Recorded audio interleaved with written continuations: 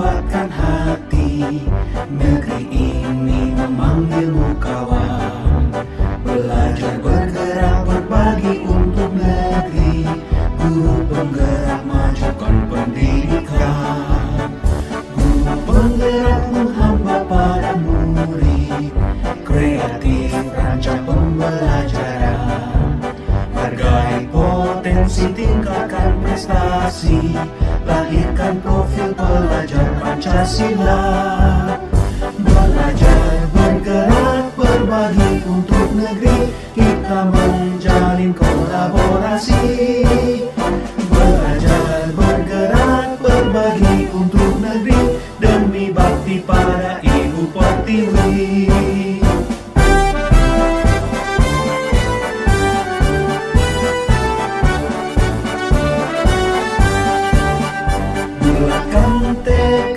Kuatkan hati, negeri ini memanggilmu kawan.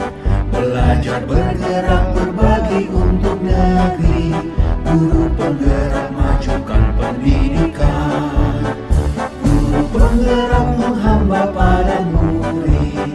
Kreatif rancang pembelajaran. Hargai Assalamualaikum warahmatullahi wabarakatuh. Yang terhormat Ibu Kepala Sekolah UPTD SMPN 5 Sajoani, yang saya hormati Bapak dan Ibu Pembina yang sempat hadir. Pertama-tama, marilah kita panjatkan puji syukur kehadirat Allah Subhanahu wa Ta'ala yang telah memberikan nikmat kesehatan, kesempatan untuk hadir di tempat ini. Selawat serta salam tak lupa pula kita kirimkan kepada Nabiullah Muhammad SAW yang telah membawa kita dari alam kegelapan menuju alam yang terang benderang. Untuk menghabiskan waktu, marilah kita melangkah ke acara selanjutnya, yaitu kegiatan aksi nyata modul 1 Diseminasi Budaya Positif oleh calon guru penggerak angkatan 11. Kami buka dengan mengajak para hadirin mengucapkan basmalah. Bismillahirrahmanirrahim. Acara selanjutnya sambutan oleh Kepala Sekolah UPTD SMPN 5 Sajoani, dalam hal ini Ibu Husneni SPD. Dengan hormat kami persilakan.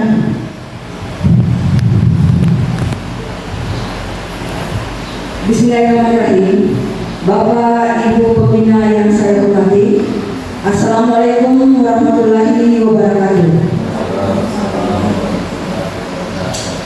Tiada kata yang patut kita ucapkan selain kata puja dan puji syukur kepada Allah Subhanahu wa Ta'ala yang telah melimpahkan rahmat dan karunia-Nya, memberikan kepada kita semua kesehatan dan kesempatan sehingga pada hari ini kita bisa hadir di sini dalam kegiatan aksi nyata pembebasan calon guru penggerak kepada rekan guru. Tak lupa pula kita kirimkan salam dan salawat kepada junjungan kita Nabi Muhammad SAW, Nabi yang menjadi panutan bagi kita semua. Sebelumnya, saya ingin mengucapkan selamat datang kepada teman pembina dari UPTD. Mungkin baru pertama kali menjalankan dirinya di sini, walaupun kita akan mendekat.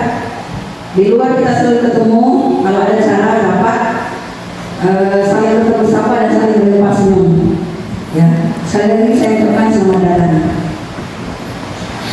Dan saya tidak akan berbicara panjang lebar. Cukup kita semua memahami dan sepaham apa yang menjadi tujuan dan manfaat dari kegiatan aksi nyata pembebasan ini, ya. Untuk mencapai semua itu tentu ada usaha atau kerja yang perlu kita kerjakan. Apa saja? Yaitu saling berkolaborasi, bekerja sama, sharing dan diskusi, juga berbagi praktik baik apakah CGP dengan kepala sekolah CGP dengan teman-teman pembina di sekolahnya dan CGP dengan teman pembina dari sekolah lain. Ya, mudah-mudahan apa yang kita kerjakan pada hari ini atau kita laksanakan bernilai positif atau ada nilai tambah yang kita dapatkan. Jangan cuma sekedar melaksanakan kegiatan baru terbuang begitu saja. Minimal untuk CGP sendiri, terus untuk guru, teman guru dan teman pembina dari sekolah lain, dan untuk kepentingan kemajuan sekolah kita, dan dampaknya juga ada imbasnya untuk peserta didik. Ya, karena apa yang nanti yang dilaksanakan oleh Pak Wali tentu ada manfaatnya untuk kita semua, ada yang bisa dipetik. Dan untuk Pak Wali, semoga ke depan apa yang menjadi program kegiatan CDP bisa berjalan lebih lancar dan sukses. Ujung-ujungnya bisa lulus dengan nilai terbaik. Saya juga bangga karena sekolah kita sudah mempunyai calon guru penggerak. Mudah-mudahan teman yang lain bisa menyusul, dan juga teman-teman dari sekolah dasar. Ya. Terus selanjutnya saya juga ucapkan terima kasih banyak kepada teman pembina dari UPTSD yang sempat hadir dan meluangkan waktunya hadir di sini. Semoga apa yang kita kerjakan pada hari ini mendapat berkah. Ya. Terus untuk Pak Wali, mudah-mudahan bisa dengan adanya Pak Wali sebagai CGP, sekolah kita bisa lebih meningkat, ya, ada kemajuan, ya. Artinya teman-teman pembina bisa nih sering-sering bertanya-tanya pada Pak Wali. Mungkin ada yang mau menyusul Pak Wali di Pak Baso, dia nampak ya.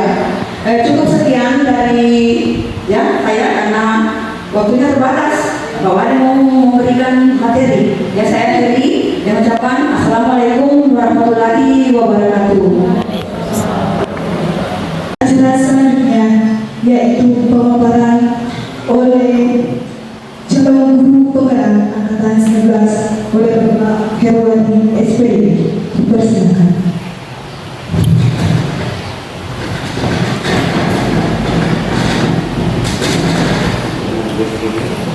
Bismillahirrahmanirrahim. Yang terhormat Ibu Kepala Sekolah UPTD SMP Negeri 5 Sanyuwangi, yang kami hormati rekan-rekan pembina SMP Negeri 5 Sanyuwangi, serta rekan-rekan pembina dari SDE, Kawalina, dan Sakoli. Assalamualaikum warahmatullahi wabarakatuh. Innalhamdulillah wa syukurillah, salatu wassalamu ala rasulillah, khatamin nabiyyi wal mursalin, sayyidina wa maulana wa habibina wa syafi'ina Muhammadin sallallahu alaihi wasallam, amma ba'd. Pertama-tama marilah kita bersyukur kehadirat Allah Subhanahu wa taala atas limpahan nikmat kasih sayangnya kepada kita semua, sehingga pada hari ini bersama-sama dalam kegiatan kita pada hari ini, yaitu diseminasi budaya positif. Salawat serta salam berdoa kita kirimkan kepada baginda Rasulullah, Nabi kita Nabi Muhammad sallallahu alaihi wasallam. Allahumma salli ala sayyidina Muhammad wa ala ali sayyidina Muhammad.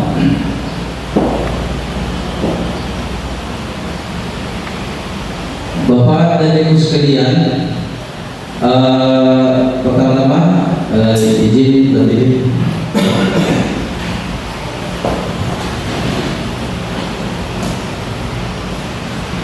Bapak dan Ibu sekalian yang kami banggakan, Kami sampaikan terlebih awal bahwa kegiatan ini, diseminasi budaya positif, itu dalam rangka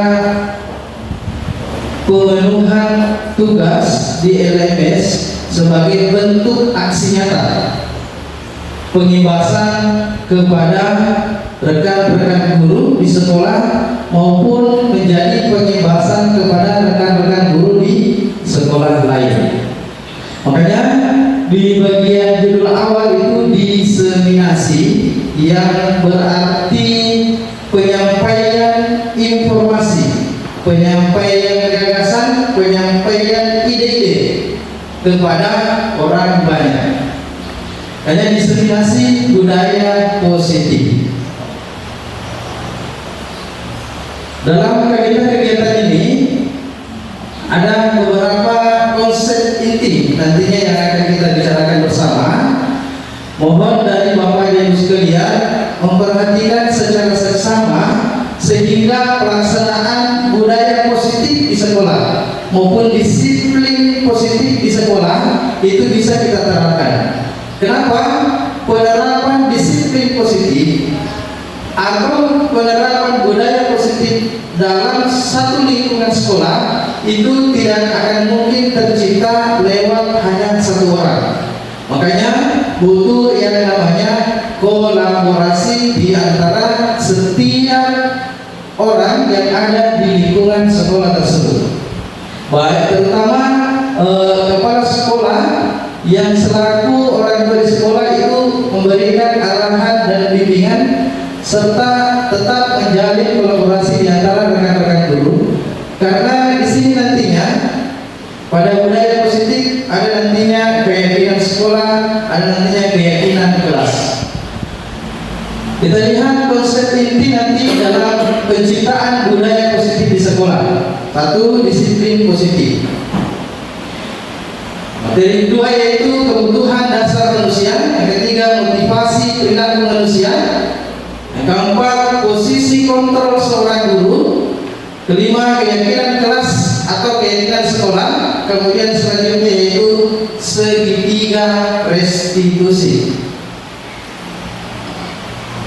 Bisa dilihat dengan jelas Bapak dan Ibu sekalian slide yang ada di atas. Coba kita amati bersama. Anda dan teman Anda akan melakukan kegiatan. Cobalah buka. Anda adalah A. Kita amati bersama. Tugas Anda adalah mengepalkan salah satu tangan Anda. Kita tolong yang berada di sebelah kanan itu A, mengepalkan tangan kanannya atau tangan kirinya. Yang berada di sebelah kiri, yang berada di sebelah kiri, tugas kita adalah mencoba dengan segala cara untuk membuka kepalan tangan A dengan cara B boleh membujuk, B boleh menghardik, atau mengintimidasi, atau memarahi, boleh menggoda, boleh menggelitik. Pokoknya hal apapun yang kita lakukan agar supaya teman kita si A itu mau membuka tangannya. Coba minta tolong satu orang atau dua orang ya. Kira-kira apa yang akan kita lakukan terhadap teman kita? Memberikan uang. Ya, memberikan uang. Oke, berarti itu ada sebuah ajakan atau apa, mempengaruhi. Persoalannya kemudian adalah si A apakah dengan secara tiba-tiba pada saat itu mau membuka tangannya atau tidak? Kira-kira siapa yang berhak membuka tangan si A? Si A sendiri. Walau jadi istilahnya adalah nanti kita akan paham di sini bagaimana disiplin itu lahir dari mana? Dari diri sendiri ataukah dari orang lain? Nah, makanya kita harus pahami dari awal makna disiplin coba lihat dulu materi selanjutnya, slide selanjutnya. Apa itu disiplin? Kita coba amati. Kebanyakan orang akan menghubungkan kata disiplin dengan kata tata tertib, teratur, dan kepatuhan pada peraturan. Coba kita amati bersama, pahami bersama, refleksi bersama bahwa benarkah untuk mendisiplinkan seseorang kita butuh yang namanya tata tertib untuk menertibkan orang tersebut. Ya, ini yang sering kita lakukan. Agar supaya murid atau siswa itu tertib, ya harus ada tata tertib. Agar dia bisa disiplin, maka dia harus patuh terhadap tata tertib yang kita buat. Yang kedua, kata disiplin juga sering dihubungkan dengan hukuman. Ya, itu kita amati bersama ya. Padahal itu semua berbeda, karena belajar tentang disiplin positif tidak harus dengan menghukum. Yang ketiga, sesuatu yang dilakukan seseorang pada orang lain untuk mendapatkan kepatuhan. Dalam artian, kalau murid atau siswa atau orang lain patuh terhadap apa yang kita sampaikan, terkadang baru kita mengatakan disiplin. Kemudian disiplin positif yang sering kita pahami, sesuatu yang dilakukan seseorang pada orang lain untuk mendapatkan kepatuhan. Apa yang kita lakukan kepada murid, apa yang kita lakukan kepada siswa, kita mengharapkan bahwa siswa itu, murid itu melaksanakan apa yang kita sampaikan. Sehingga apa yang kita sampaikan, maka kita sudah mengatakan bahwa murid ini sudah disiplin karena sudah patuh terhadap apa yang kita sampaikan. Yang kedua, kata disiplin juga sering dihubungkan dengan hukuman. Padahal itu sungguh berbeda, karena belajar tentang disiplin positif tidak harus dengan menghukum. Kebanyakan orang akan menghubungkan kata disiplin dengan tata tertib, teratur, dan kepatuhan pada peraturan. Sekarang kita lihat di makna disiplin positif. Disiplin positif merupakan salah satu cara penerapan disiplin yang bertujuan untuk menumbuhkan kesadaran serta memberdayakan anak untuk melakukan sesuatu tanpa sogokan, tanpa ancaman maupun hukuman. Artinya tadi kita kembali dari awal bahwa bagaimana disiplin seseorang itu lahir dari dirinya sendiri, tapi bukan karena faktor hukuman atau bukan karena faktor ancaman yang membuat seseorang itu patuh terhadap apa yang kita perintahkan. Jadi yang kita harapkan lahir kata disiplin itu adalah benar-benar lahir dari intrinsik, lahir dari diri seseorang itu sendiri. Kemudian kita lihat dulu kebutuhan dasar manusia, sehingga nanti akan mudah menghubungkan dengan kata disiplin. Kenapa seseorang itu sangat susah untuk kita disiplinkan? Kenapa siswa atau murid itu ketika kita sampaikan A, dia melakukan B, atau terkadang melakukan C dan lain sebagainya, terkadang berbanding terbalik dengan apa yang kita sampaikan. Ternyata ada kebutuhan dasar manusia yang tidak terpenuhi, sehingga A yang kita sampaikan, B yang dia laksanakan. Kebutuhan dasar manusia. Kebutuhan dasar manusia itu adalah segala yang kita lakukan untuk mendapatkan apa yang kita inginkan. Seluruh tindakan yang kita lakukan memiliki tujuan tertentu, dan semua usaha terbaik yang kita lakukan adalah dalam rangka agar kebutuhan dasar kita terpenuhi dengan baik. Bapak dan Ibu sekalian, coba kita amati kebutuhan dasar manusia Inilah yang mempengaruhi seseorang itu bertindak. Ini kebutuhan dasar. Karena seseorang melakukan sesuatu atau murid melakukan sesuatu karena ada kebutuhan dasar yang coba dia ingin penuhi. Yang pertama, bertahan hidup, makan, pakaian, tempat tinggal, keamanan dan kesehatan. Kemudian selanjutnya kasih sayang dan rasa diterima. Rasa diterima diperlukan berbagi kerjasama menjadi bagian dalam kelompok. Kemudian penguasaan, kebebasan, kesenangan. Coba saya mengajak Bapak Ibu sekalian untuk mencoba merenungkan perilaku dalam diri murid kita.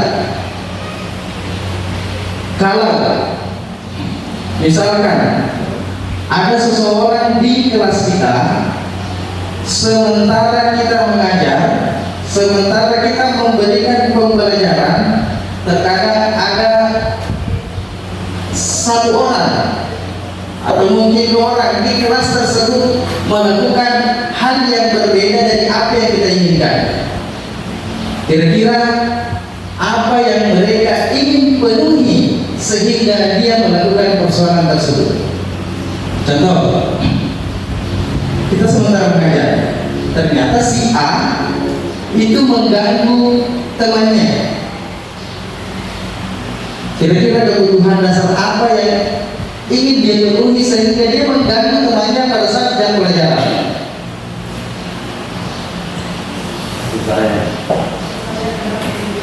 Iya. Artinya ada sesuatu yang tidak terpenuhi sehingga dia melakukan sesuatu yang lain.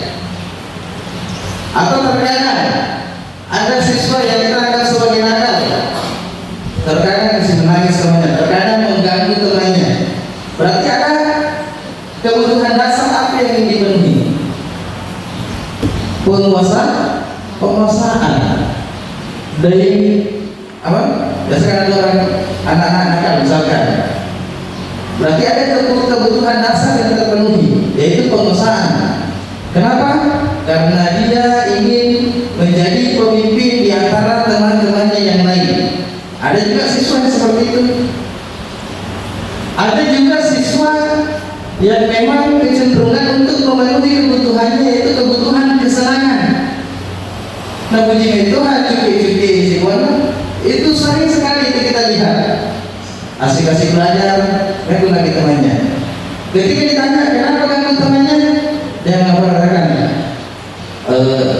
saya suka sekali kalau lihat teman saya itu marah-marah. Berarti ada kebutuhan yang dia penuhi. Kebutuhan apa itu? Kesenangan.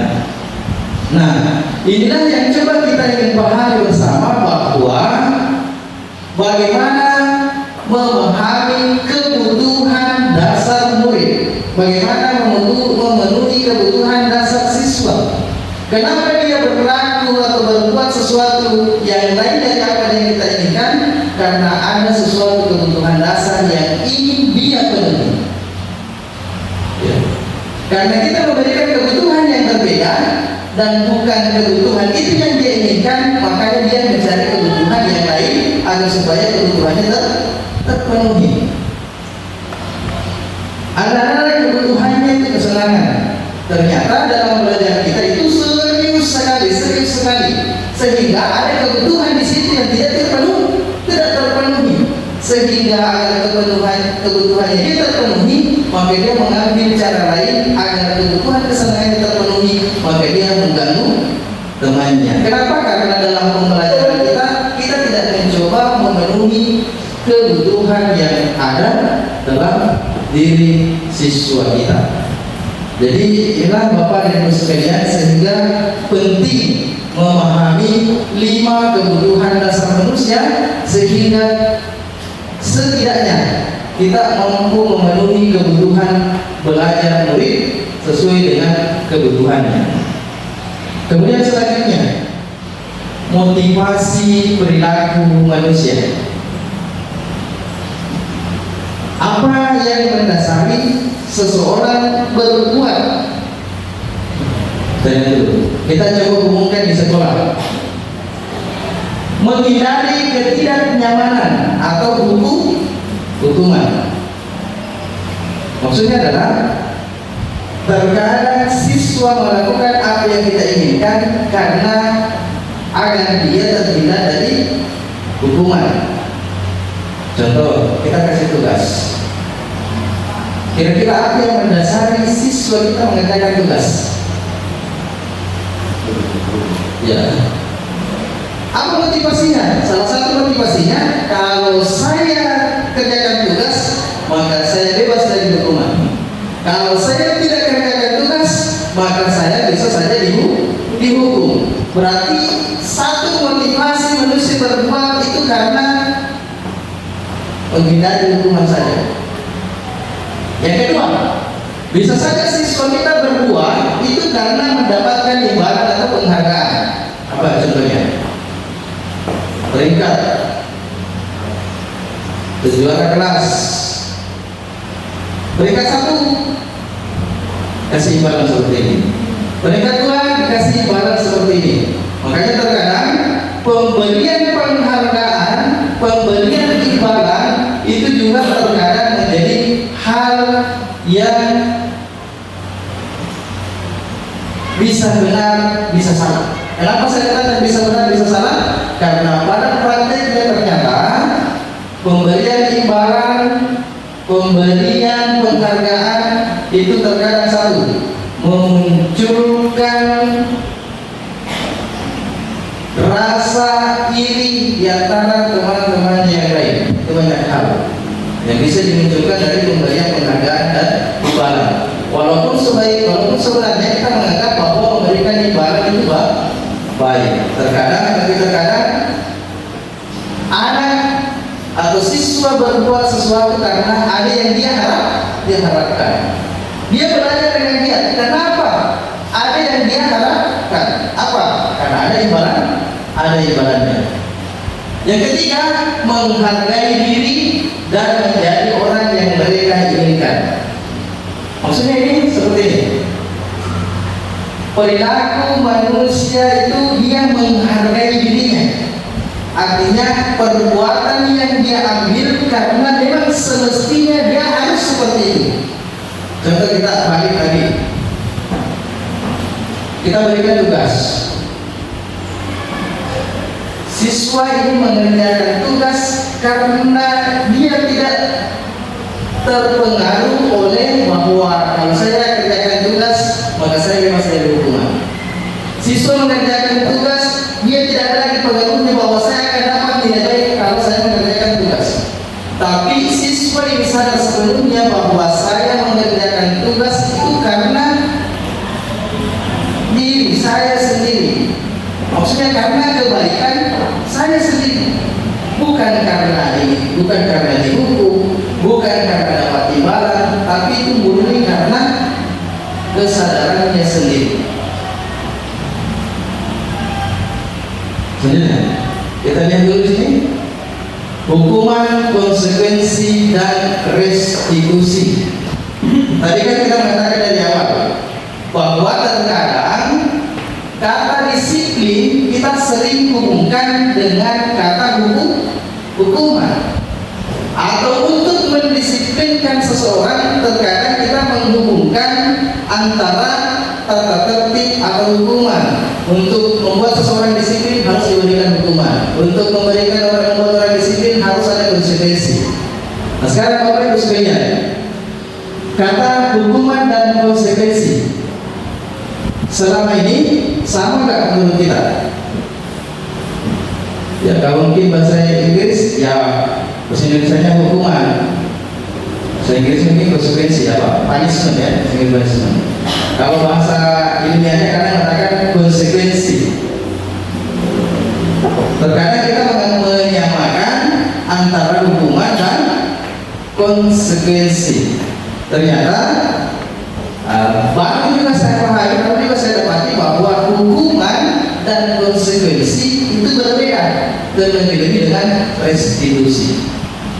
Kita lihat dulu hukuman, bahwa yang kita lakukan selama ini apakah hukuman atau konsekuensi ataukah restitusi untuk membuat murid disiplin?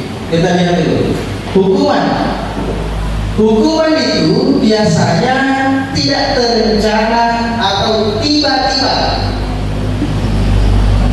Maksudnya tidak terencana atau tiba-tiba, tidak ada tata tertib yang mengikat hal itu. Tidak ada aturan sekolah yang mengatakan hal itu. Tidak ada keyakinan kelas mengatur hal itu. Tapi secara tiba-tiba kita langsung kasih. Karena kalau buat salah, balik ke lapangan 100 kali. Karena kau tidak kerjakan tugas, kamu push up 10 kali. Hukuman atau konsekuensi? Hukuman. Jadi hukuman itu kita laksanakan secara tiba-tiba. Kita tidak ada aturan yang mengikat hal itu. Yang kedua, hukuman itu murid tidak tahu apa yang akan terjadi atau tidak dilibatkan atau bersifat satu arah, berupa hukuman fisik ataukah psikis. Murid itu tidak tahu, bilang kalau saya salahnya seperti ini, maka hukumannya apa lagi nanti ya, ambil air atau apa dan sebagainya. Murid itu tidak tahu bahwa hukumannya akan seperti apa, maka itu disebut sebagai hukuman. Jadi hukuman itu dalam yang kita pelajari bahwa satu, dia sifatnya secara tiba-tiba. Tidak ada aturan kenapa langsung tiba-tiba ada aturan yang seperti itu, kenapa ada hukumannya seperti itu. Yang kedua, disebut suatu hukuman kalau siswa itu tidak pernah. Kalau saya berbuat salah seperti ini, apa lagi hukumannya nanti? Kalau konsekuensi terencana atau disepakati sesuai peraturan. Contoh, di dalam kelas ada keyakinan kelas. Nanti kita akan lebih bahas ini keyakinan kelas. Yang dulu kita pahami itu adalah apa? Tata tertib kelas atau apa? Peraturan kelas, betul kan? Tata tertib dalam kelas atau aturan dalam kelas. Konsekuensi terencana atau disepakati sesuai peraturan. Misalkan, kalau tidak membersihkan pada saat dan pikirnya, maka akan seperti ini. Maka itu adalah konsekuensi karena sudah disepakati sebelumnya. Yang kedua, murid tetap dibuat tidak nyaman. Murid tetap tidak dibuat nyaman, walaupun itu sudah dibuat dalam peraturan kelas. Nanti kita akan bedakan apa peraturan kelas dengan keyakinan kelas. Karena misalnya peraturan kelas yang kita buat itu biasanya langsung guru saja buat. Kita bersihkan seperti ini, tidak kerjakan tugas seperti ini. Nah, itu kalau peraturan kelas. Kalau keyakinan kelas itu adalah guru dan siswa itu ikut dilibatkan membuat sesuatu yang disepakati. Kemudian sikap guru selalu memonitor murid. Restitusi, proses menciptakan kondisi bagi murid untuk memperbaiki kesalahan. Proses kolaboratif yang mengajarkan murid untuk mencari solusi. Jadinya kayak gini. Restitusi itu adalah kesalahan yang dibuat oleh murid atau siswa, kita arahkan untuk menjadi lebih baik, tapi perubahan yang baik itu adalah dasar pilihan yang dipilih oleh murid itu sendiri, bukan kita yang pilihkan. Tentu ada siswa yang membuat kesalahan, terkadang kita yang mengajukan pergi minta maaf saja ya, untuk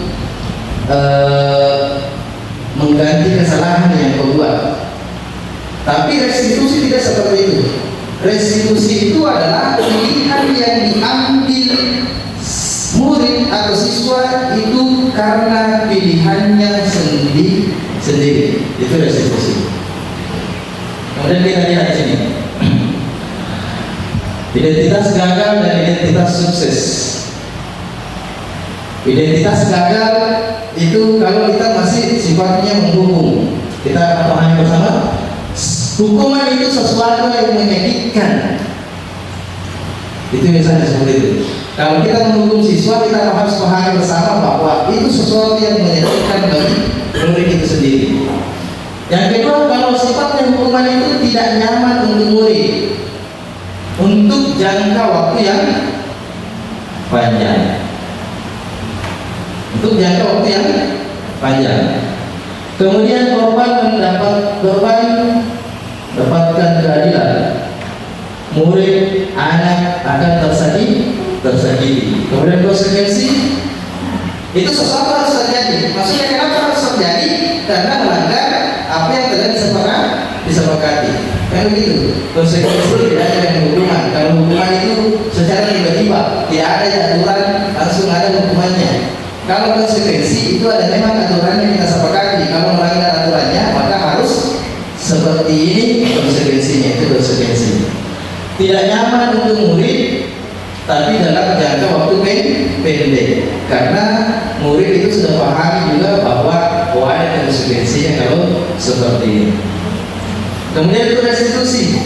Restitusi itu merupakan pilihan. Ini tadi saya sebut. Restitusi itu merupakan pilihan. Pilihannya itu adalah bukan dari kita guru yang memberikan pilihan, tapi siswa itu sendiri yang memilih perbuatan apa yang akan dia lakukan untuk agar kiranya kesalahan yang dia perbuat itu bisa dimaafkan. Kemudian kita lihat dulu. Oke. Kita amati dulu bersama dulu. Kalau kita sudah pahami konsekuensi atau hukuman, kita lihat dulu sini. Tindakan guru, apakah dia masuk konsekuensi ataukah hukuman? Mencatat 100 kali di dalam buku kalimat. Biasanya, saya tidak akan terlambat lagi karena terlambat ke sekolah. Ya. Hukuman ataukah konsekuensi? Ya. Lari mengelilingi lapangan basket 2 kali karena terlambat hari di sekolah. Murid diminta untuk usap 12 kali karena tidak menggunakan masker ke sekolah. Menggantikan kertas tugas teman yang telah dicoret-coret. Membersihkan tumpahan air di meja tulis karena tersenggol pada saat belajar. Oke, kita tolong satu orang dulu. Kira-kira siapa ya? Ibu Vivi dulu. Coba yang paling atas. Mencatat 100 kali di dalam buku kalimat. Saya tidak akan terlambat lagi. Hukuman atau konsekuensi? Hukuman. Nanti kita akan lihat jawabannya. Yang kedua, Ibu Haji, ini lari mengelilingi lapangan basket 2 kali karena terlambat hadir di sekolah. Hukuman atau konsekuensi? Konsekuensi. Lari mengelilingi lapangan basket 2 kali karena terlambat. Yang ketiga, murid diminta untuk push up 15 kali karena tidak menggunakan masker ke sekolah. Hukuman atau konsekuensi? Hukuman. Berarti kita coba ya, hukuman, konsekuensi, hukuman. Yang keempat, menggantikan kertas tugas teman yang telah dicoret-coret. Konsekuensi. Membersihkan tumpahan air di meja tulis karena tersenggol pada saat belajar. Konsekuensi. Meminta murid tidak mengenakan sepatu seharian di sekolah karena tidak mengenakan sepatu hitam. Ya, konsekuensi atau hukuman? Kembali ya. Meminta murid tidak mengenakan sepatu seharian di sekolah karena tidak mengenakan sepatu hitam. Hukuman. Ada juga yang konsekuensi, nanti kita lihat ya. Lari mengelilingi lapangan basket 2 kali karena terlambat 10 menit untuk pelajaran PJOK. Ya, konsekuensi. Sekarang kita lihat ya. Mencatat 100 kali hukuman. Lari mengelilingi lapangan basket 2 kali hukuman. Apa yang membedakan ini yang di Poin kedua dengan yang di bawah. Satu konsekuensi, satu hukuman.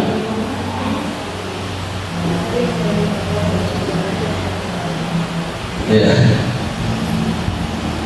Yang ini karena terlambatnya untuk jam pelajaran. Kan selama 10 menit ada jam pelajarannya.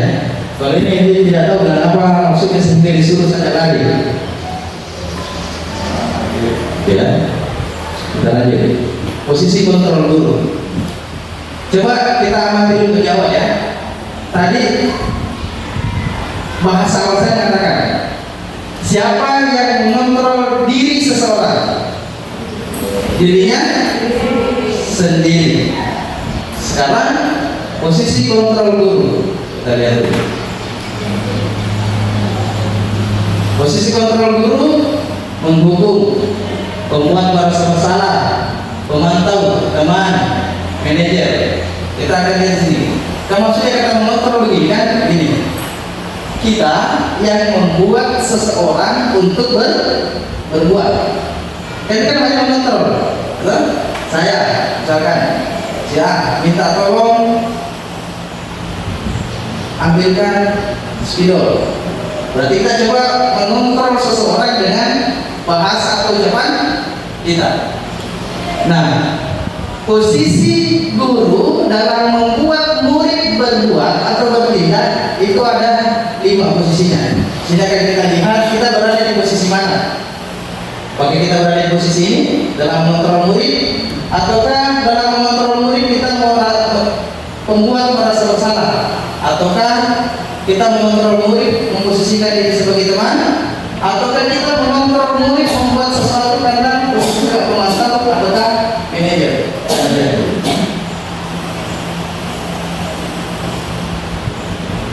Kita lihat ya. Ini 5 posisi penghukum, pembuat orang merasa bersalah, posisi teman, posisi pemantau, kemudian posisi manajer. Ini identitas gagal.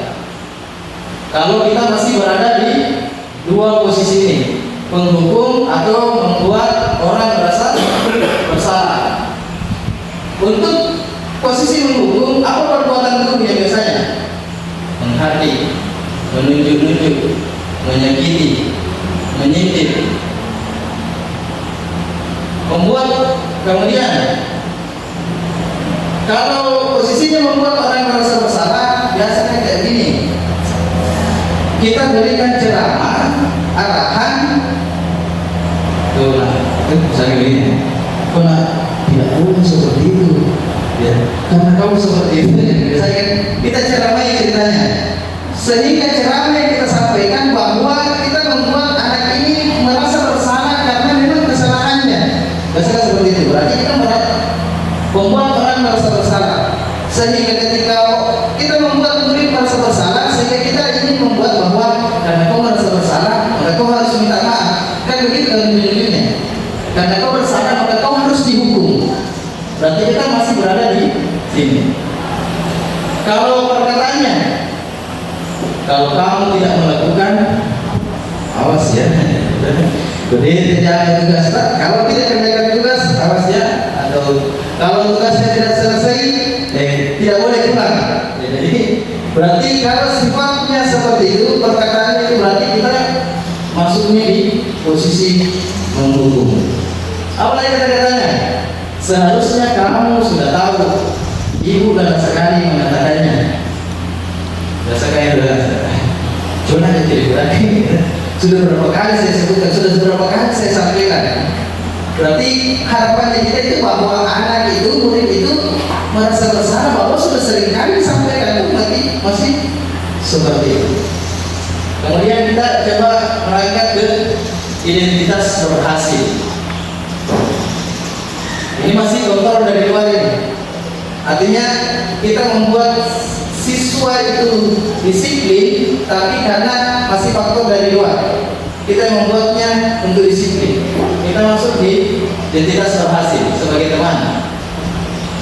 Kita memposisikan diri sebagai guru itu sebagai teman, membuat alasan-alasan untuk muridnya. Ayolah lakukan demi ibu. Masa kamu tidak mau? Ingat, ibu pernah bantu. Istilahnya posisi teman ini dia terlalu akrab sehingga biasanya kalau posisi guru posisikan dirinya sebagai teman, itu murid biasa merasa ketergantungan. Karena murid itu berbuat karena senantiasa ada masukan, ada arahan dari yang lain, tapi dia berbuat bukan karena keinginannya sendiri untuk berbuat. Kemudian posisi pemantau, menghitung dan mengukur apa peraturannya. Biasanya kayak begini, kalau pemantau itu biasa selalu menyampaikan, kalau mau melanggar apa aturannya nanti kalau seperti itu. Itu posisi guru sebagai pemantau. Kalau posisi manajer mengajukan pertanyaan-pertanyaan apa yang kita yakini. Nanti posisi manajer itu kita akan masuk di dalam pembahasan segitiga restitusi. Sekarang kita lihat dulu. Ini contoh kasus ya. Kita coba amati contoh kasusnya. Penghukum biasanya berbicara dengan nada tinggi, menghardik, menunjuk-nunjuk, berkaca pinggang, dan membantah. Orang-orang yang menjalankan posisi penghukum senantiasa mengatakan bahwa sekolah membentukkan sistem atau alat yang dapat digunakan murid-murid lebih dalam lagi. Patuhi aturan saya, atau awas, kamu saja selalu sama, pasti selalu yang terakhir selesai. Pokoknya tidak ada beratnya, tidak ada. Memang ini tidak, kita tidak tahu mau apa lagi. Pokoknya seperti itu. Bahasanya kasar, biasanya menghardik. Tapi biasanya nadanya sebagai ancaman. Kemudian membuat orang merasa bersalah.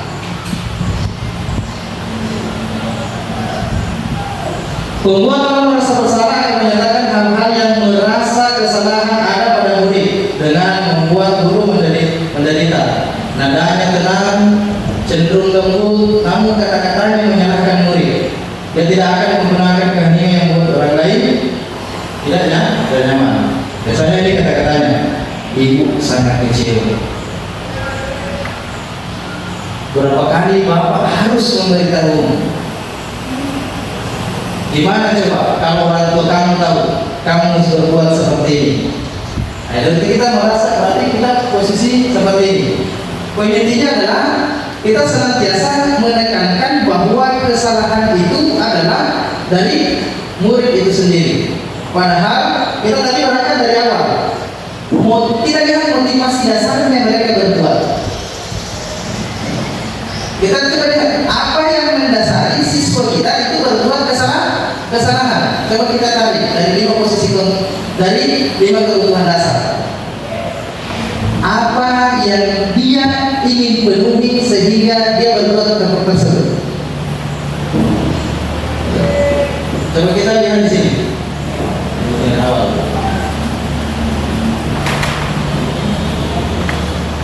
Ya, kita lihat di sini dulu. Kalau siswa atau murid kita melakukan sesuatu yang tidak sesuai dengan apa yang kita inginkan, maka pasti dia berada di sini jadi bagaimana? Apa yang ingin dia penuhi? Dan tidak mengerjakan tugas. Berarti dia bisa berada di sini kebebasan.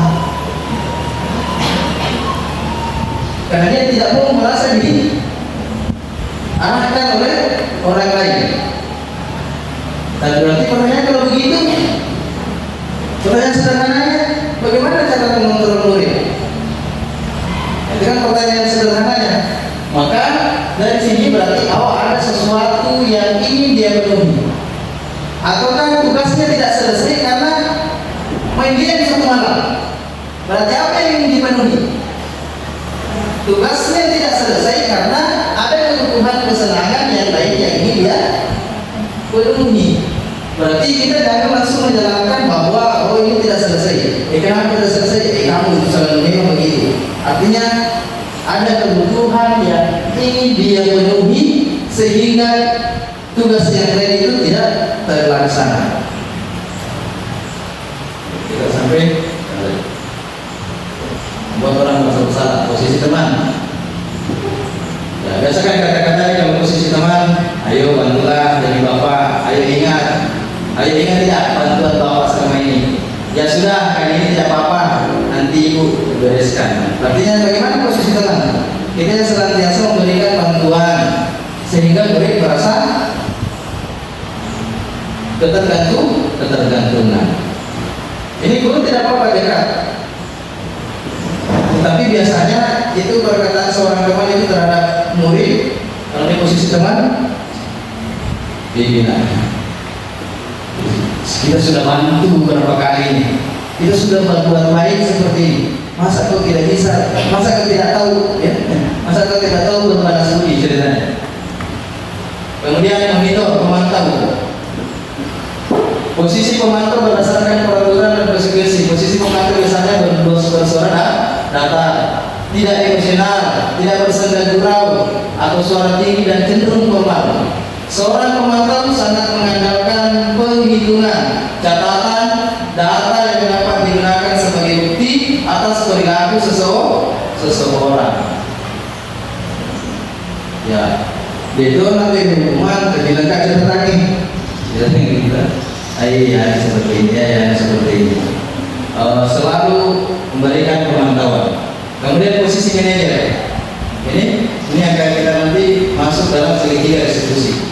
Posisi mentor, di mana guru berbuat sesuatu bersama dengan murid. Ya.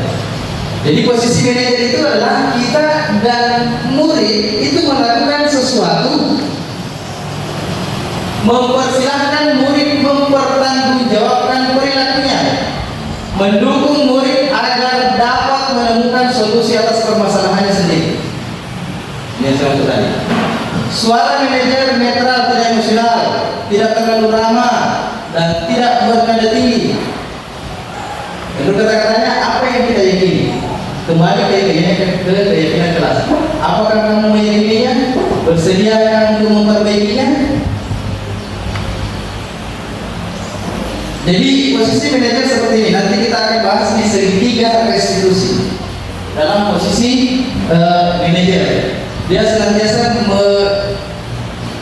menanyakan tentang keyakinan kelas. Kita masuk di sini dulu, keyakinan kelas. Keyakinan kelas atau peraturan kelas. Apa perbedaannya? Ini tadi yang saya sebutkan.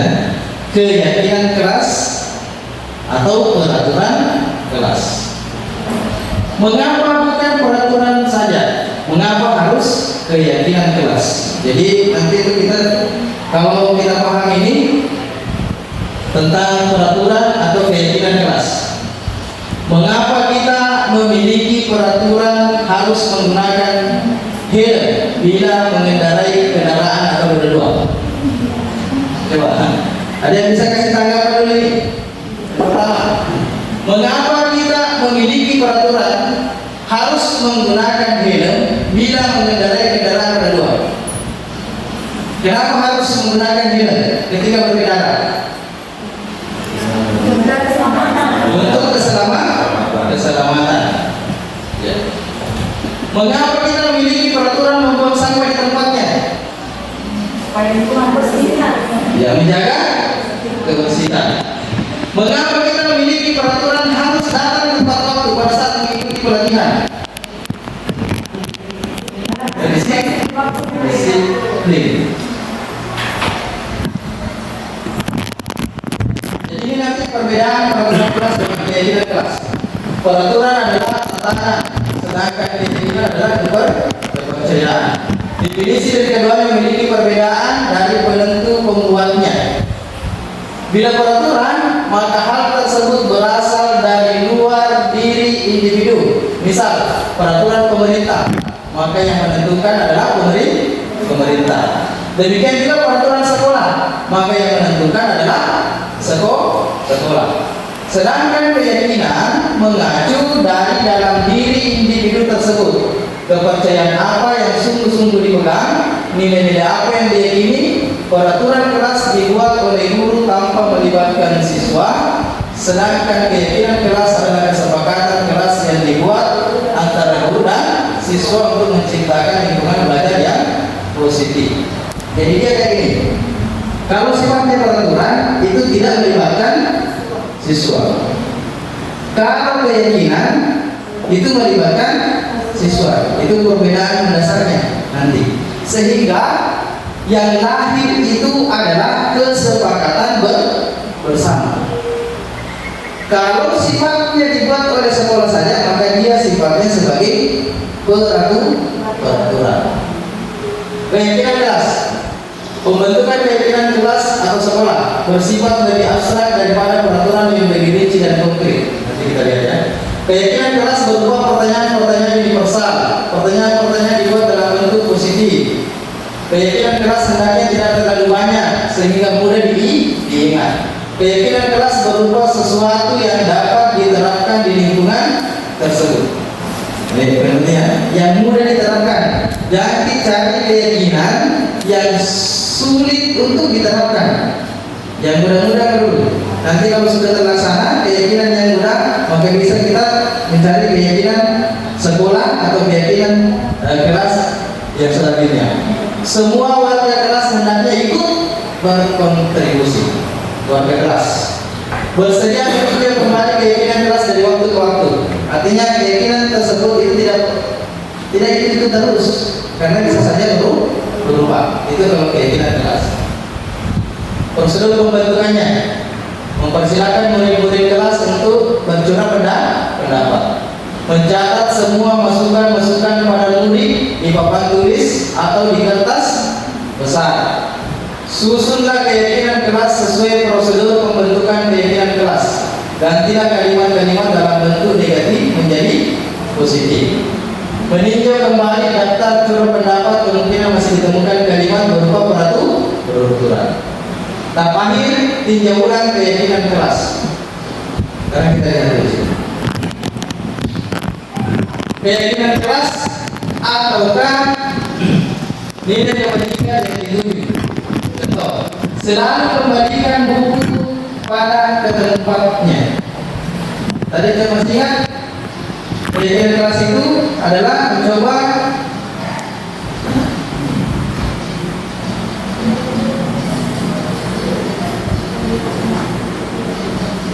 dalam bentuk positif. Keyakinan kelas berupa pernyataan-pernyataan universal. Maksudnya universal, satu kata atau dua kata itu sudah mewakili dari kalimat tersebut. Contoh tadi, kenapa harus menggunakan helm pada saat berkendara roda dua? Untuk menjaga keselamatan. Berarti itu keyakinan kelasnya, menjaga keselamatan, itu keyakinan kelasnya. Coba kita ambil di sini. Selalu kembalikan buku ke tempatnya. Apa keyakinan kelasnya?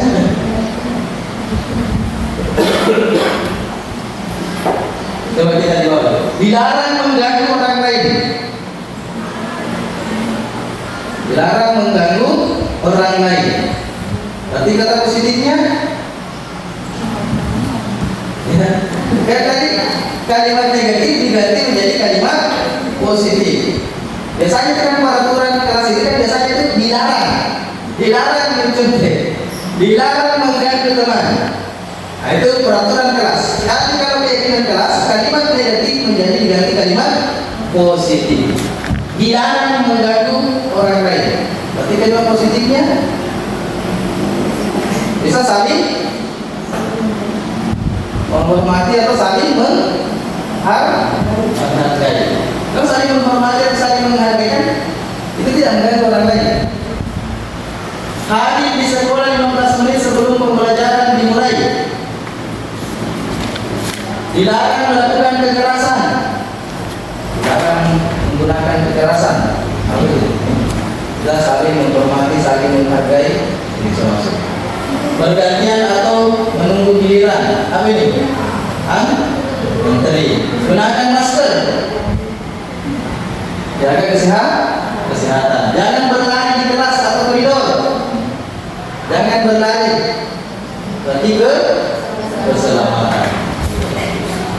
Selalu memberikan buku pada tempatnya, berarti bertanggung jawab. Tanggung jawab. Dilarang mengganggu orang lain, berarti menghormati orang lain dan diri sendiri. Ini keyakinan kerasnya. Biasakan berarti peraturan keras nanti diganti menjadi keyakinan keras. Tadi dikatakan bahwa keyakinan keras itu adalah mudah diingat, mudah dipahami, mudah dimengerti. Dan kalimat negatif diganti menjadi kalimat positif. Hadir di sekolah 15 menit sebelum pembelajaran dimulai. Menghormati orang lain. Komitmen pada tujuan. Dilarang melakukan kekerasan, keselamatan atau mengganggu menghormati orang lain. Dilarang menggunakan narkoba, kesehatan, pergantian atau giliran, menghormati orang lain, sabar, tantri. Gunakan masker, kesehatan, jangan berlari, jaga keselamatan atau keamanan. Ini segitiga institusi. Ini tadi kalau kita sudah masuk di posisi manajer, kita harus pahami restitusi, segitiga restitusi. Proses menciptakan kondisi bagi murid untuk memperbaiki kesalahan mereka, sehingga mereka bisa kembali kepada kelompok mereka dengan karakter yang lebih kuat. Itu dari dosen tahun 2004. Menciptakan kondisi bagi murid untuk memperbaiki kesalahan mereka. Dengan cara apa? Kita lihat dulu ciri-ciri restitusi. Restitusi bukan untuk menebus kesalahan, namun untuk belajar dari kesalahan. Restitusi memperbaiki hubungan. Restitusi adalah tawaran, bukan paksaan. Restitusi mencari kebutuhan dasar yang mendasari tindakan. Restitusi diri adalah cara yang paling baik. Restitusi fokus pada karakter, bukan tindakan restitusi. Kalau kita lihat sini, segitiga restitusi. Ini biasanya posisi manajer yang diambil dalam posisi menangani suatu persoalan atau permasalahan, atau melihat murid atau siswa kita melakukan suatu pelanggaran. Coba kita lihat segitiga restitusi. Kita masuk di validasi tindakan dulu. Validasi tindakan yang salah. Guru memahami alasan anak untuk melakukan sesuatu, maka anak merasa dipahami. Coba kita tanya dulu, bilang apa yang menyebabkan atau apa alasannya sehingga berbuat seperti itu. Kita cari dulu alasannya. Sehingga kalau tahu alasannya, maka apa alasannya itu pasti tadi itu 5 kebutuhan dasarnya. Pasti itu yang ingin dia penuhi. Apakah karena kebebasan yang ingin dia penuhi sehingga dia berbuat seperti itu? Apakah karena kesenangan yang ingin dia penuhi sehingga tidak melaksanakan tugasnya? Padahal kamu bisa melakukan yang lebih buruk dari ini. Kamu pasti punya alasan mengapa melakukan hal itu. Kamu patut bangga pada dirimu sendiri karena kamu telah melindungi sesuatu yang penting buat kamu. Kamu boleh pertahankan sikap itu, tapi kamu harus menambahkan sikap yang baru. Maksudnya kayak gini. Biasakan seseorang itu atau anak itu berkelahi. Kalau dua anak berkelahi, posisi manajer yang kita ambil, maka validasi tindakan. Apa validasi tindakan? Apa yang membuat si anak ini sampai tega memukul temannya, misalnya? Kita tanya, apa yang menyebabkan? Kita validasi tindakannya. Setelah itu menstabilkan identitas. Menstabilkan identitas bertujuan untuk membantu anak untuk tenang dan kembali ke suasana hati di mana proses belajar dan penjelasan masalah bisa dilakukan. Contoh kayak gini. Ada seseorang siswa yang kebiasaannya itu mengganggu temannya. Kita validasi tindakannya dulu. Kira-kira apa yang membuat anak tersebut sering sekali mengganggu temannya kalau pembelajaran? Itu tindakan itu yang kita harus penuhi. Validasi. Katakan, uji itu apa kan? Berarti ada kebutuhan kesenangan. Kemudian masuk menstabilkan identitas. Biasanya bahasa yang kita sampaikan seperti ini. kesenangan atau kebutuhan kesenangan itu bagus, tapi jangan sampai kebutuhan kesenangan yang Anda penuhi itu mengganggu orang lain. Atau jangan sampai kebutuhan kesenangan Anda terpenuhi, tapi pembelajaran itu menjadi terganggu. Berarti mencerminkan identitas bahwa memenuhi kebutuhan kesenangan itu bagus, karena setiap orang itu pasti ingin merasa senang, tapi jangan sampai kesenangan kita itu merugikan orang lain. Itu menstabilkan identitas. Maksudnya cocok di kebutuhannya, tapi jangan sampai karena kebutuhannya yang dia penuhi tapi merugikan orang lain. Jaga itu. Itu menstabilkan identitas. Kemudian masuk pada menanyakan keyakinan. Menanyakan keyakinan seperti ini. Menurut kita, kalau ada keyakinan kelas, menurut keyakinan kelas kita, apakah mengganggu orang lain itu menurut kamu bagus atau tidak? Kalau ada keyakinan kelas, misalkan keyakinan kelas saling menghargai. Artinya kalau main-main sama temannya itu kan sudah tidak menghargai lagi. Pertanyaan kemudian adalah, bagaimana, apakah menurut kamu keyakinan kelas kita baik atau tidak dengan mengganggu orang lain? Kalau mereka tidak, karena kan ada keyakinan kelasnya menghargai orang lain. Kalau tidak, maka apa yang akan kamu lakukan? Berarti itu restitusi.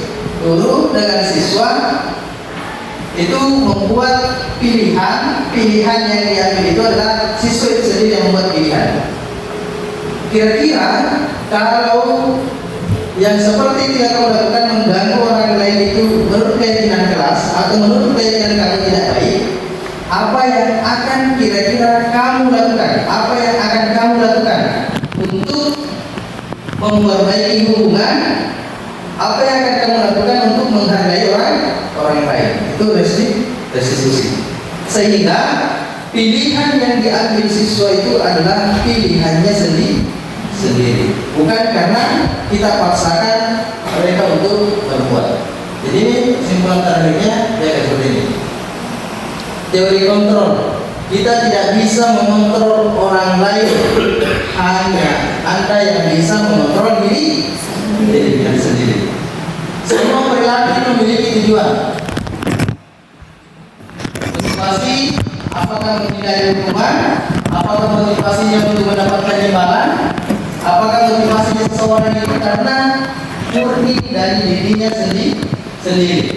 Tapi untuk dua hal ini, kalau seseorang itu berbuat karena menghindari hukuman, seseorang itu berbuat karena ingin mendapatkan imbalan, maka sebenarnya itu motivasinya itu ekstrinsik dari luar. Tapi kalau dia berbuat karena dari dirinya sendiri, makanya dimaksud dengan motivasi intrinsik, itu dari dalam diri. Nah, inilah yang coba kita bangun, bagaimana disiplin budaya positif itu terbangun karena disiplin positif. Disiplin positif itu terbangun karena murni lahirnya dari siswa kita. Terus pertanyaannya adalah bagaimana mencoba membangun hal ini? Maka tentunya kita tidak boleh terlepas dari 5 kebutuhan dasar manusia. Kita harus pahami di sini bahwa apa yang dilakukan siswa kita dan apa yang ingin dia penuhi. Kira-kira kebutuhan dasar apa yang ingin dia penuhi siswa kita? Makanya terkadang orang mengatakan, kalau kau bisa memenuhi kebutuhan orang lain, kalau kau bisa memenuhi kebutuhan siswa dan murid, maka siswa atau murid akan merasa nyaman di sekolah karena kebutuhannya terpenuhi.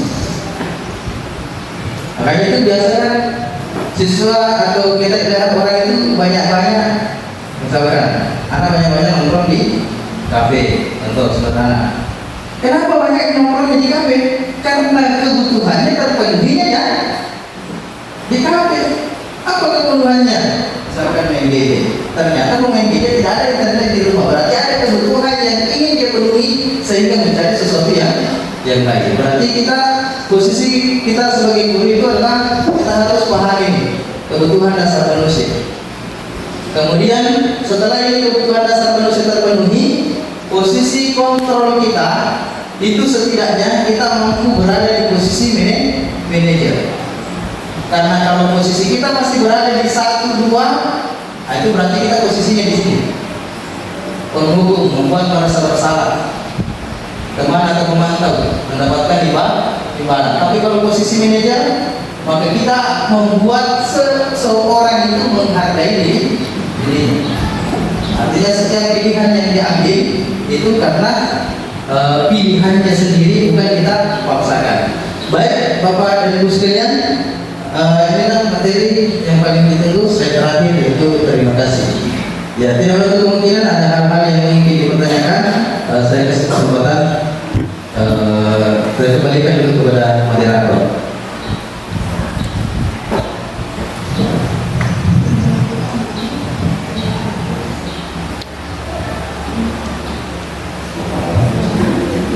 Terima kasih atas penyampaian yang diberikan kepada Bapak Calon Guru Tunggal. Baiklah, ada yang mungkin ingin bertanya?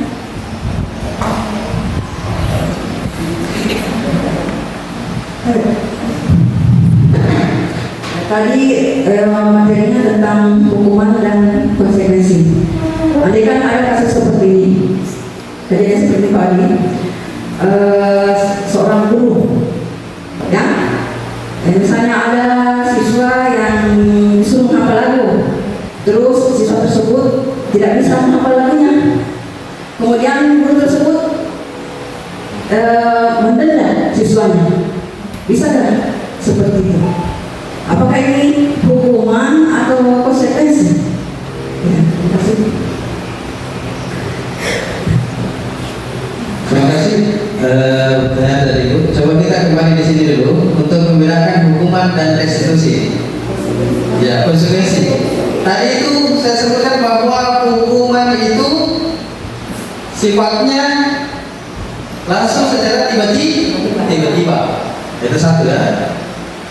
Kalau konsekuensi itu biasanya disepakati. Itu lahir konsekuensi. Itu perbedaan dasarnya, itu salah satu membedakan yang mana hukuman, yang mana konsekuensi. Kalau hukuman itu biasanya secara tiba-tiba, tidak pernah kita sepakati. Kenapa langsung dikasih hukuman seperti ini? Kenapa dikasih ganjaran seperti ini? Maka itu sifatnya hukuman. Kalau sudah disepakati jadi sebuah keyakinan kelas, maka itu bisa jadi sebagai konsekuensi atau kalau kita sepakati sebagai aturan.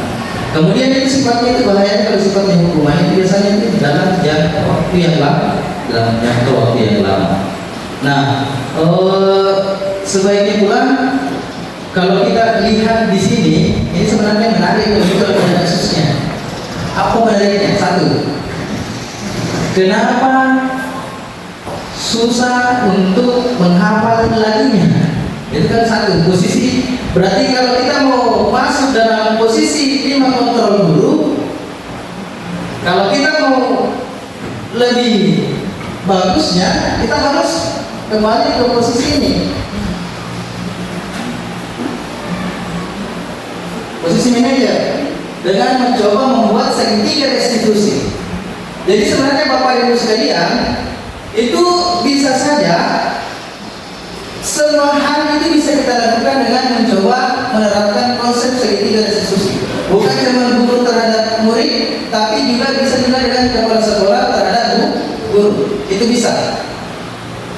Bahkan terhadap keluarga juga bisa. Bagaimana ceritanya? Antara orang tua dengan anak. Itu bisa coba kita terapkan segitiga restitusi. Maksudnya bagaimana? Kita validasi tindakannya dulu. Apa yang menyebabkan sehingga tidak menghafal lagunya? Seperti itu kan? Kira-kira apa? Sebenarnya kalau kita bersungguh-sungguh kan bisa saja, tapi aslinya ada sesuatu yang menyebabkan sehingga tidak menghafalnya. Itu kan berarti itu namanya validasi tindakan. Bisa saja orang yang tidak, kemudian Ya, berarti kalau kita sudah validasi tindakan seperti itu, maka di sini kita langsung bisa memahami, oh tidak bisa memang saya menyanyi, kenapa saya paksa menyanyi kalau nanti ya, berarti validasi tindakan sudah terpenuhi. Berarti kalau mau stabilkan identitas, bisa saja kita lanjutkan. Mohon maaf, saya tidak tahu bahwa tidak bisa menyanyi. Bagus orang ternyata tidak tahu menyanyi, tidak bisa menyanyi. Suaranya bagus sih, jadi bisa mengelong. Karena seperti itu. Bagus suaranya, tapi kalau disuruh menyanyi tidak sesuai dengan not ketentuannya, itu kan bisa seperti itu. Sehingga karena persoalan seperti itu, ya sehingga lupa malas menghafal lagi. Itu sama halnya saya sebenarnya. Kalau dari vokal bisa sedikit, tapi kalau untuk menyanyi, ya terkadang agak susah karena ketukan notnya itu juga terkadang tidak terpenuhi ketentuan dari lain notnya. Jadi sebenarnya ayat tadi dari pertanyaan itu bahwa konsekuensi atau hukuman itu hukuman. Artinya bisa benar kata seperti itu. Karena sudah tahu kenapa dia tidak bisa menghafal, karena memang tidak ada yang menyanyi di bidang itu, tidak sering. Iya. Bisa tak? Maksudnya apa bedanya? Iya. Dalam konsep pendidikan sebenarnya apapun itu di dunia pendidikan itu sebenarnya ya itu tidak dibenarkan. Jangankan mendenda, persoalan psikis saja, maksudnya psikis, ucapan kita itu kan bisa bermakna hukuman. Jadi jangan kita mengatakan bahwa fisik saja disebut hukuman, tapi ternyata psikis itu juga masuk sebagai hukuman. Contoh mengharap, menunjuk, berkata-kata kasar dan lain sebagainya, itu kan psikisnya orang, bukan fisiknya. Jadi fisik, psikis itu bisa masuk dalam kategori hukuman. Dan untuk membenarkannya itu tentu tidak masuk di psikisnya, masuk di fisiknya, dendanya apa dan lain sebagainya. Jadi itu sesuatu hal yang tidak dibenarkan. Saya merasa bahwa dengan bergabungnya di CGB itu sebenarnya memberikan arahan yang banyak dan banyak mempengaruhi saya sebenarnya. Satu, di sisi lain itu tentu wawasan kompetensi itu agak semakin bertambah. Yang kedua, hal-hal yang banyak hal yang baru kita temui yang tidak didapatkan di pengembangan kompetensi yang lainnya. Yang kedua, yang ketiga, terkadang kita ketawa dan merenung sendiri dengan perbuatan kita selama ini. Ya, bukan kita sok suci bagaimana, karena semuanya kita hampir pernah melakukan persoalan tersebut. Mulai dari hukuman, mulai dari konsekuensi itu hampir semuanya pernah kita terapkan. Dan mungkin kata yang ketiga, restitusi, itu mungkin pernah itu kita lakukan, tapi baru kita pakai bahwa ini yang dimaksud restitusi. Atau bisa saja kita menerapkan restitusi, tapi cuma hanya pada sampai 2 level saja. Validasi tindakan itu pernah kita lakukan, validasi tindakan. Tapi setelah kita memvalidasi tindakan, kita langsung mengatakan bahwa oh salah memang karena kau berbuat salah maka kau harus meminta maaf dari apa kesalahan. Berarti kita hanya melakukan restitusi, tapi 1 level saja. Atau bisa saja kita melakukan restitusi hanya sampai level 2. Setelah kita menanyakan validasi tindakan yang salah, kemudian menstabilkan identitas, langsung kita yang beri saran seperti ini. Sebaiknya dalam posisi restitusi kita terapkan yang ketiga-tiga ini: validasi tindakan yang salah, menstabilkan identitas seperti ini. Membuat kesenangan itu bagus. Ataukah karena kebebasan yang kamu pilih itu bagus, tapi jangan sampai karena kebebasan atau kesenanganmu itu merugikan orang lain, orang lain. Pertanyaan keyakinannya, menurut kamu yang kamu lakukan itu adalah benar atau salah, bagus atau tidak? Kalau yang mengatakan tidak, maka bisa kita kembalikan bahwa kalau menurut kamu itu tidak benar, apa yang akan kamu lakukan? Itu berarti sudah menyatakan keyakinan. Berarti pilihan yang diambil siswa itu adalah karena pilihan. Jadi coba kita terapkan posisi manajer. Bagaimana ada masalah kita coba kita terapkan dengan segitiga restitusi. Itu saja penyampaian terakhir dari saya. Kalau sudah tidak ada lagi pertanyaan, kami akhiri kegiatan kita pada hari ini, pengibasan diseminasi budaya positif modul 1.4 untuk aksi nyata sebagai kelengkapan tugas di LMS untuk CGP Angkatan 11 saya pribadi. Dari itu lebih dan kurangnya mohon dimaafkan. Wabillahi taufiq wassalam. Wassalamualaikum warahmatullahi wabarakatuh. Waalaikumsalam warahmatullahi wabarakatuh. Harapan saya dari kegiatan aksi nyata pembebasan CGP kepada rekan guru adalah sangat bagus. Kenapa? Karena banyak hal baru yang didapat dari kegiatan ini. Materinya juga bagus.